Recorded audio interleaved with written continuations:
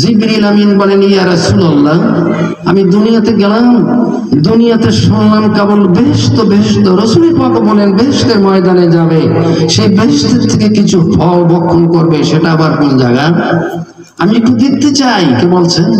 হযরতে জিবরিল আলাইহিস সালাতু ওয়াস সালাম। কি বলছেন? বলুন বলুন। হযরতে জিবরিল আলাইহিস সালাম স্বর্গীয় দূত আল্লাহর কাছে বলে, আল্লাহ আমি একটু বেহেশতে দেখতে চাই, আমি বেহেশতের নমুনাটা কি সেটা দেখতে চাই। জিবরিল আমিন কেমন সেটা পরিচয়টা আগে নিতে হবে। জিবরিল আমিন বলেন, এক নয় দুই নয়, তার দুইটা পাংখা আছে, আমার 600 পাংখা আছে। বলুন সুবহানাল্লাহি বিহামদি। শুধু তাই নয়, আল্লাহর নবী বলেন হযরত জিবরিল আলাইহিস সালাতু ওয়াস সালামের 600 পাংখা আর এক একখানা পাংখা ৭২,০০০ পলক। জিবরিল আমিন এই জমিন থেকে আসমান পর্যন্ত 500 বছরের পথ, তাতে পাংখা আর পলক খোলা দরকার হয় না, এক ধাক্কাতে তিনি জমিন থেকে আসমান পর্যন্ত তয় হয়ে যায়। এই জিবরিল আমিন বেহেশত দেখার জন্য আল্লাহ পাকের তরফ থেকে অনুমতি পেয়ে উঠতে শুরু করলেন। পাংখা আর পলকখানা উড়িতে উড়িতে উড়িতে জিবরিল আলাইহিস সালাতু ওয়াস সালাম পাংখার পলকে বেদনা হয়ে যায়। বেহেশতের কোন শেষ পাইল না, ইন্তেহা পেল না। সিজদায় পড়িয়া কান্দে বলে, আল্লাহ তাআলা, দুনিয়াতে গেলাম, বেহেশত বেহেশত ছিলাম, কিন্তু আমি বেহেশতে উঠতে পারলাম। যেই জিবরিল এক ধাক্কাতে আমি জমিন থেকে আসমান পর্যন্ত 500 বছরের পর তয় করে যায়, তাতে আমার পাংখার পলক কোনো দরকার হতো না। আজকে আমি পাংখা পলক করে উড়িতে শুরু করলাম, উড়িতে উড়িতে আমার পাংখার পলকে বেদনা হয়ে যায়। বেহেশতের কোনো শেষ সীমানা পাইলাম না। আমার আল্লাহ বলেন, ও জিবরিল, আমার বান্দাগণে যিনি নিম্নতর বেহেশত থাকবে, এই নশ্বরতার দাম এই পৃথিবীর 7টা দুনিয়া যদি একত্রিত করা হয়, তার চেয়েও তো অনেক বড়। রাসূল পাক বলেন, সেই বেহেশতের ময়দানে আসলাম, জিকির আজকার করলাম, ইযা মারারতুম বিন রিয়াজিল জান্নাতি ফারতাউ ক্বালু ওয়া মা রিয়াজিল জান্নাহ। সাহাবায়ে কেরাম বলেন, হুজুর সেই বেহেশতের ময়দান কোনটা? আল্লাহর নবী বলেন, হিয়া হালকুজ যিকরি, যেখানে আল্লাহর কোরআন বয়ান করা হয়, যেখানে রাসূলের হাদিস বয়ান করা হয়, যেখানে জিকির আজকার করা হয়, সেটা হচ্ছে বেহেশতের ময়দান। এইটা আজকে বেহেশতের ময়দান। এখান থেকে আমি যখন পরে থেকে রওনা করেছি, নিয়ত করেছি যে ওই গেশারি তাল্লুক ওখানে মাহফিল হবে, আমি যাব।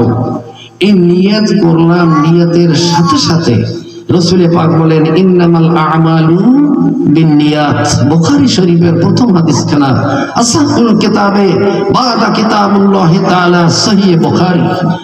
আসমানি কিতাব, আল্লাহ পাকের কিতাবের পরে যদি কোনো কিতাব থাকে সহিহ কিতাব, একমাত্র সহিহ বুখারী শরীফের প্রথম হাদিসখানা এটাই।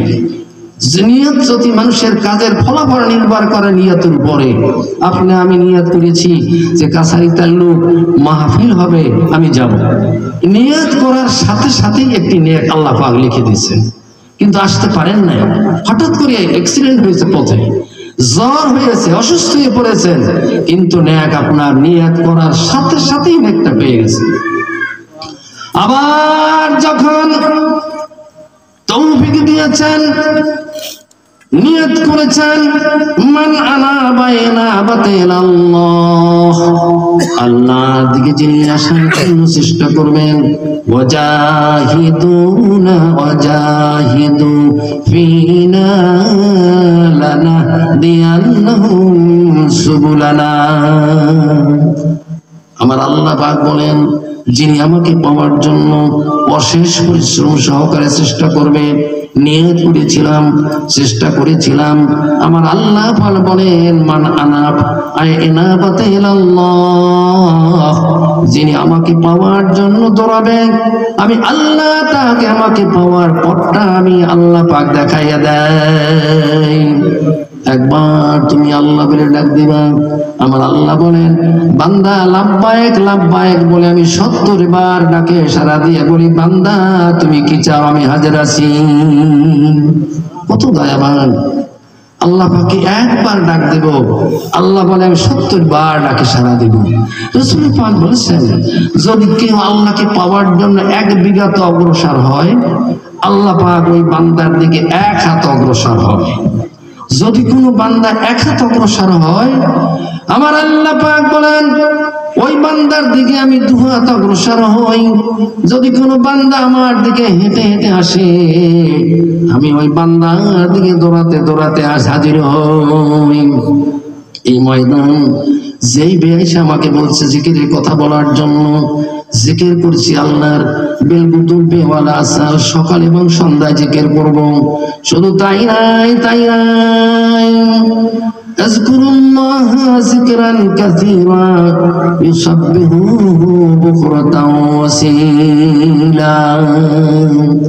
তুমি তোমার রবকে ডাকো, তোমার প্রভুকে ডাকো, তোমার আল্লাহকে ডাকো। যখন কোনো বান্দা আল্লাহকে ডাকে, আল্লাহ পাক বলেন আমি ওই বান্দাকে ডাকি ফাযকুরুনি আযকুরুকুম ওয়াশকুরুনি ওয়ালা তাকফুরুন।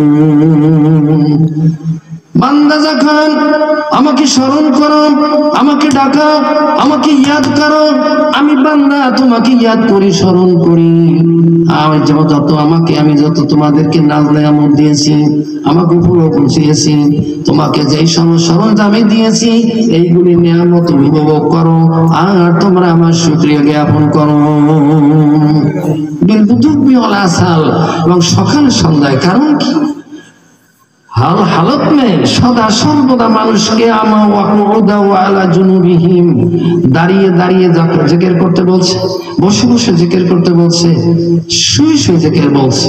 এর অর্থ হলো কিতাবের ভিতরে লেখা একটি মানুষ আমরা যেমন হয় থাকবো দাঁড়িয়ে, না হয় থাকবো বসে, না হয় থাকবো শুয়ে, 3 অবস্থা ছাড়া আমরা কোন অবস্থা থাকতে পারিনি। অর্থাৎ এর দ্বারা বোঝানো হচ্ছে তুমি সদা সর্বদা আর জিকির করো। লা ইয়াজালু লিসানুকা রাতাবাম মিন যিকরিল্লাহ। আল্লাহ নবী বলেন লা ইয়াজালু লিসানুকা রাতাবাম মিন যিকরিল্লাহ। তুমি জিকির করতে করতে তোমার জিহ্বাখানাকে ভিজা রাখো। যিনি জিকির করবেন তার তিনি যেন জিন্দা, আর যিনি জিকির করেন তার মুর্দার সাথে রাসূল পাক তুলনা করেছেন। আল্লাহ পাক বলেন বান্দা যখন আমাকে ডাকেন, আমাকে স্মরণ করেন, মান যাকারানি ফি নাফসি যাকারতুহু ফি নাফসি ওয়া মান যাকারানি ফি মালাইন যাকারতুহু ফি মালাইন। হাদিসে কুদসি, আপনার এটা বানাউটি কথা না, আমি সব কোরআন হাদিস থেকে যা বলার চেষ্টা করব। মান যাকারানি ফি নাফসিহি, যদি কেহ একা একা বসে আল্লাহকে ডাকে। আমরা তো ডাকছি না, কি বলছেন ডাকছি না, আল্লাহকে স্মরণ করছি না, একা একা বলছি না, সম্মিলিত ভাবে বলছি। আল্লাহ পাক হাদিসে কুদসির ভিতরে বলছেন মান যাকারানি ফি নাফসি যাকারতুহু ফি নাফসি। যদি কেউ বান্দা একা একা বসে, নির্জনে বসে, একা একা বসে যদি আমাকে ডাকে, আমি আল্লাহ ওই বান্দাকে একা একা স্মরণ করি।